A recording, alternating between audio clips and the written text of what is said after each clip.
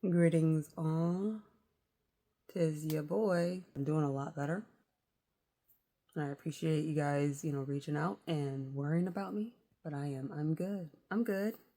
We're good. I stopped taking my, I have a steroid inhaler. I've never had a time since having COVID, like the first time back in like 2021. I've never had a time where I didn't have this cough after having COVID.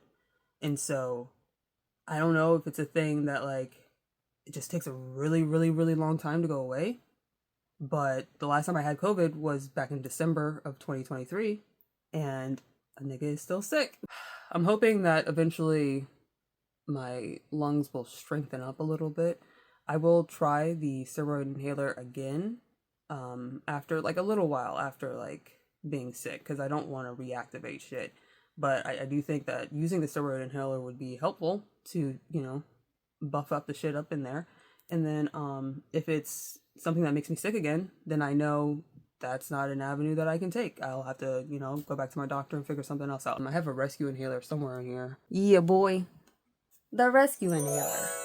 Oh, and that short, the last short, I know some people were like a little bit like put off by that. It was mostly a joke about having HS. It's an HS joke. Because I have to take, my baths like 2 hours a day and I have to have them as hot as possible. And so when I get in the water, it's hot as fuck. It's like, 112, maybe like between 110 and 120 degrees Fahrenheit in there. It's pretty fucking hot. And so when I get in the tub, especially if I have an open sore, the shit hurts. And so that's what it was. That's it. I wanted to talk about like right quick. I don't know if I have like a lot of thoughts on this, but I definitely have thoughts. So I wanted to talk about it because it was a really nice gesture. It was really nice, and I want to talk about it. I want to expound upon that experience. So when I was in Chicago, I went to Illinois back in 2023, like in fall time. When I was doing the disaster assessments. I have a friend out there that I really only know online, but I figured like I would reach out to him and see if he wanted to meet up and, eat something or I don't know, the fuck ever. And we hung out at, what is it? Is it Roxy's? Is it called Roxy's? It's a really like old, like restaurant and like music space. It has like a lot of culture that like is embroiled in, and a lot of people have gone through there, and it was really cool to like just get a little bit of history and to soak that up a little bit, I guess. He reminds me because like Dig is really into wrestling, and so I get into the things that he's into, and so recently he has enjoyed Swerve Strickland a whole lot and Prince Nana, and so have I because I love that fucking dance.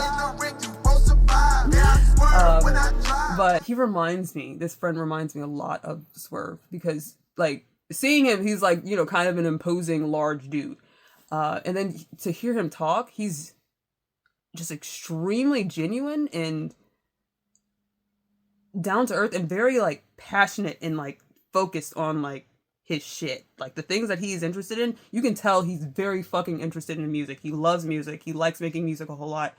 And like both of them, my friend and Swerve Strickland, they're very into making music, and you can see a little bit of like it's not like super aspy, it's like little boy energy. And I love that shit. I love when anyone is like able to like just let that out because we never really entirely grow up. And I think it's okay to keep a little bit of your youthfulness. I think it shows a lot of resiliency, and I find it inspiring to see people who are able to keep their youth and be exuberant and curious and passionate and hyper, and I don't know, I vibe with that. I really connect with that. And I think that's something that I kind of exude a little bit too. Maybe in my conversation more so than like these interactions, like when I'm talking, because I'm a bit more not formal, but like trying to entertain.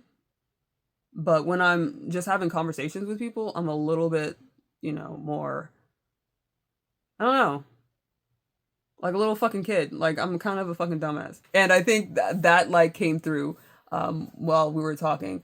And something that is really interesting about him is that well, first off, he's tall as shit. And I wasn't expecting him to be as tall as he was. Like he's like 6'2". And I'm 5'8", so I'm not like short, but like this nigga is tall. He's tall as fuck. And like also dresses really, really well. And I'm not used to like running into dudes that like dress better than me. I'm like, whoa, damn, I feel like, damn, what am I wearing? I wore like a striped shirt. I did not have that shit on. I'll be honest, I did not. Something that I learned about him, like over just the course of time, he's very open-minded. He's extremely open-minded, and he likes to have like these kind of controversial discussions in like open forums with like people on his Facebook. And I don't really know if he did it on Tumblr, maybe Twitter. I don't do Twitter, so I don't know. I remember he put up he had a post about using they them pronouns and like how it's fucking easy to do. And I was very surprised by that because I've run into him saying things that like not necessarily like that rub me so much the wrong way, because I wouldn't continue being friends with him if it was like that much of a problem to me. But like him talking about using the word female instead of girl, woman, lady. But it seems very much that like for different places it's kind of different. Though I feel like over time, universally, people do not like the use of female to describe women because it kind of reduces women to like their sex. And that's kind of like objectifying in a way that is different from just sexual, like unwanted sexual attention. It's like objectifying in a way that's like almost you're a specimen, you're the fucking animal. It feels dehumanizing. And so he was talking about how that is acceptable where he's at, but using the word chick is not. And so like a lot of people I know use chick, and I guess it's just different from place to place. But I think over time it's become pretty universally understood that women don't want to be called females.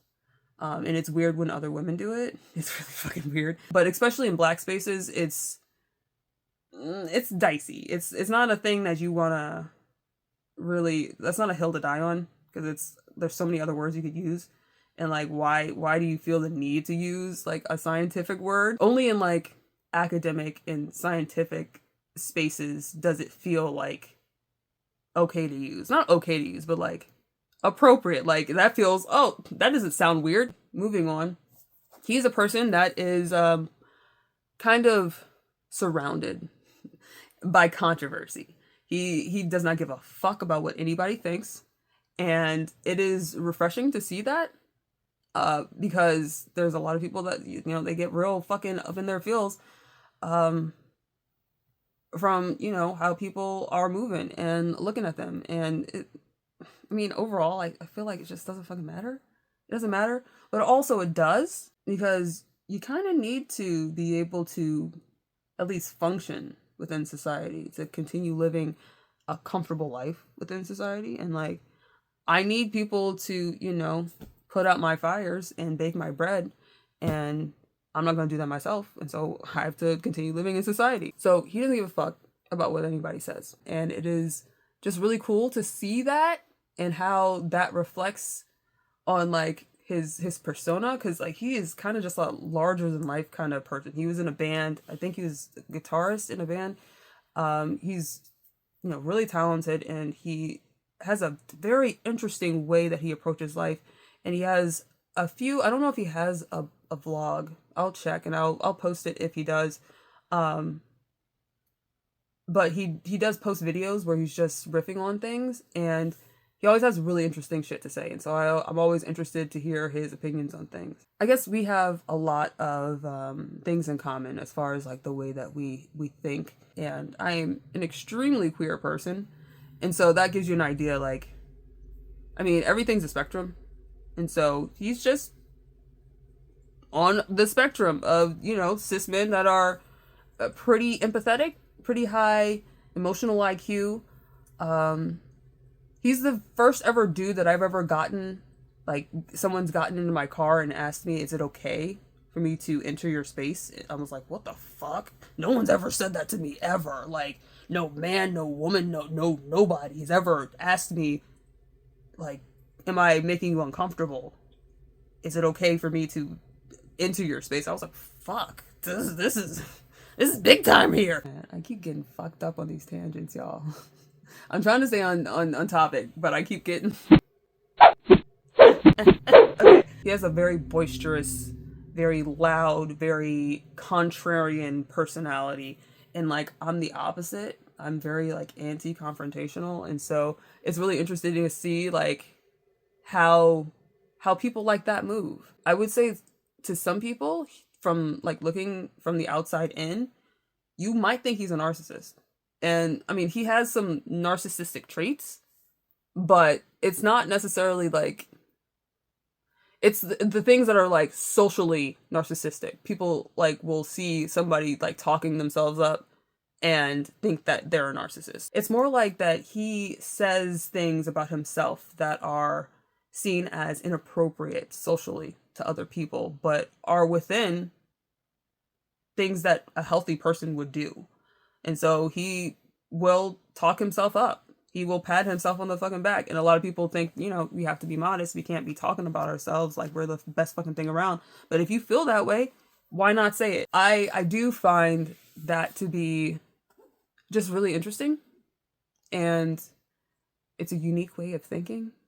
And I always like to, I don't know, understand things. Not necessarily pick them apart. Because Dig will pick things apart, and I don't want to dismantle things to understand them. I want to see how they work. And when you take something apart, sometimes you can't put it back together because you didn't know what you were doing in the first place and taking it apart. And so I like to look at it and kind of navigate it without dismantling it, if that makes sense. Because I find that when you dismantle things, you get too focused on the individual pieces rather than the whole picture. He's had kind of a lot of instances where he has been like ousted from a community or just like embroiled in a controversy. There's a lot of people that just dislike him and he doesn't give a shit about that. And I think that's really cool because like I try to think about myself as a person that like is very anti-confrontation. And in being anti-confrontational, I am a person that does give a shit what people think about me. And I mostly don't, but I also do because I want to continue living a comfortable life. And if I'm pissing off everybody in my circle, then my life is not going to be fucking comfortable. And so I do put a fair amount of my energy into being a likable person. But I think I more care about, because like I was trying to explain it to him that I care about what people think. I think it's less that I care about what people think to be like socially acceptable, and more that I care about what people think in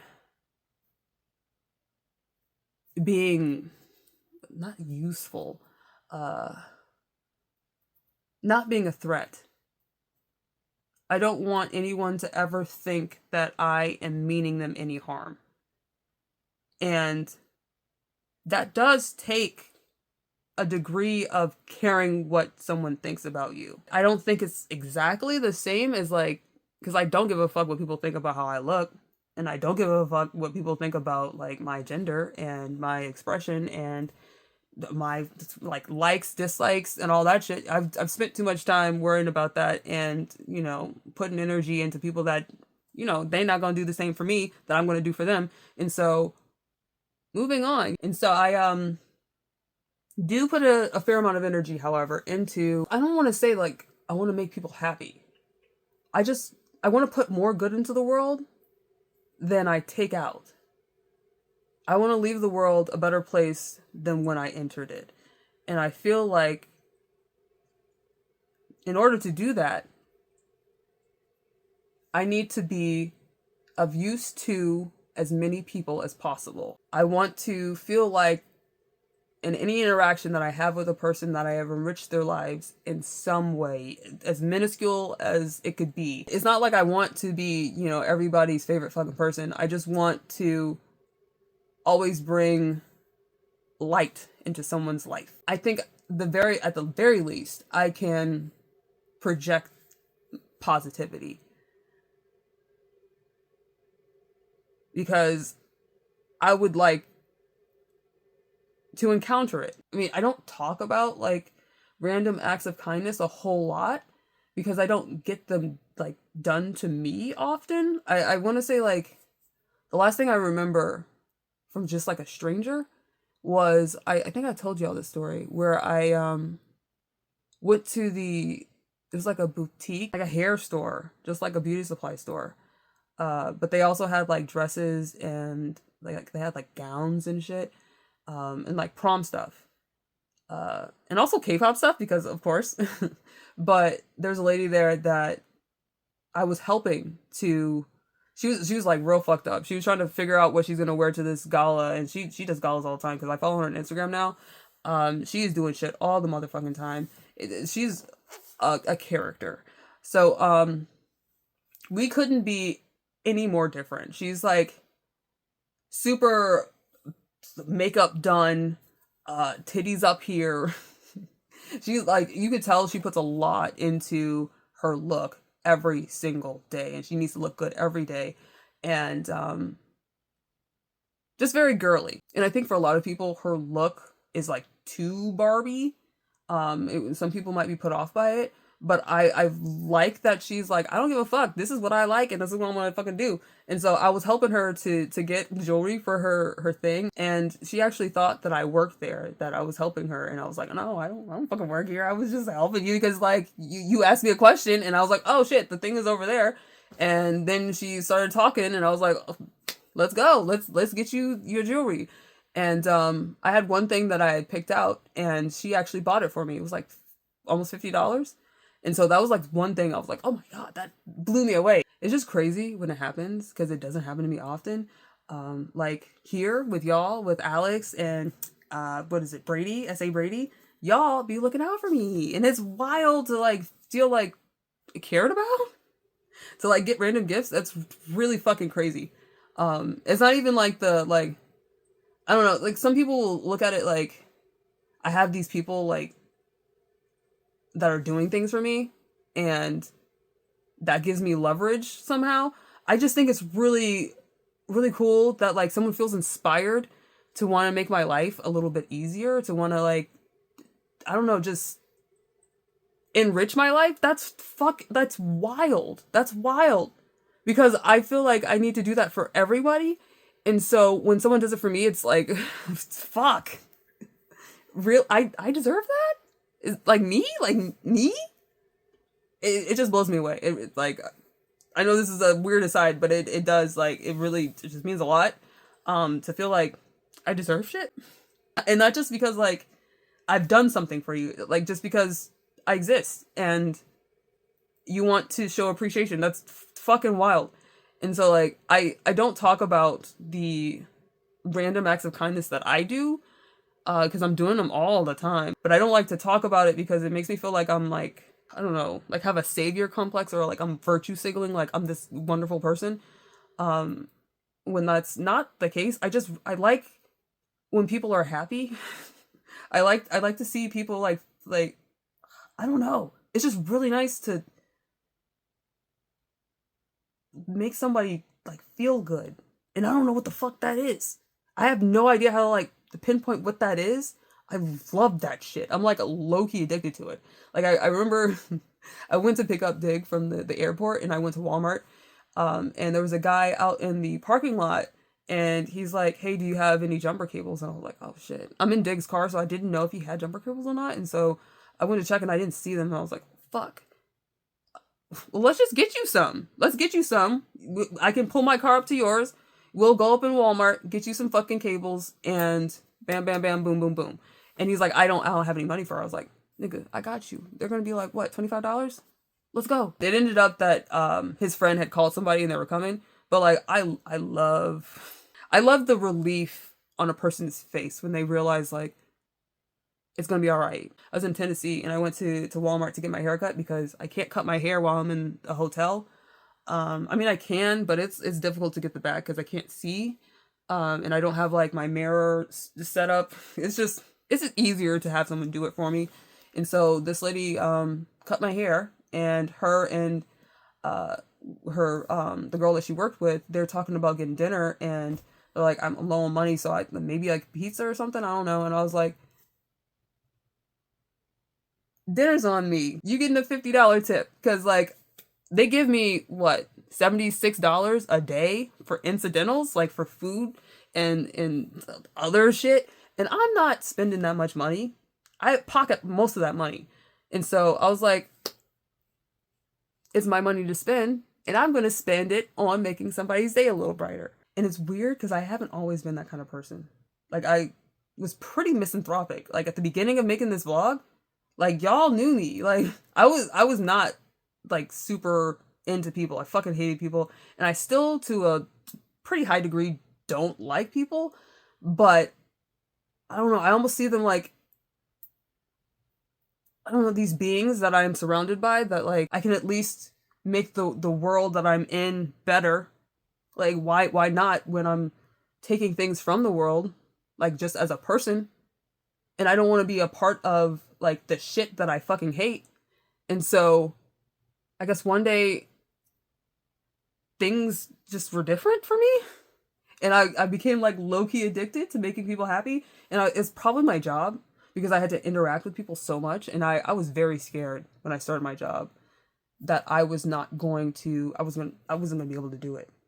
And it ends up like this. This is like the easiest job fucking ever. Like anytime I'm talking to somebody on the phone, like, and they're talking about like all the things they lost in this hurricane, or all the things that were like flooded out of their house, or, you know, it's just a lot. It's a lot. And so I'm talking to people on like their worst days, and I take it very fucking personally that I want to not only bring you peace of mind in getting your things back and building your life back up, but also in this moment, like within disaster relief, I don't want to only bring you back to where you were before the disaster as far as your physical environment goes. I want to bring you back mentally too, because your peace of mind is also a part of it.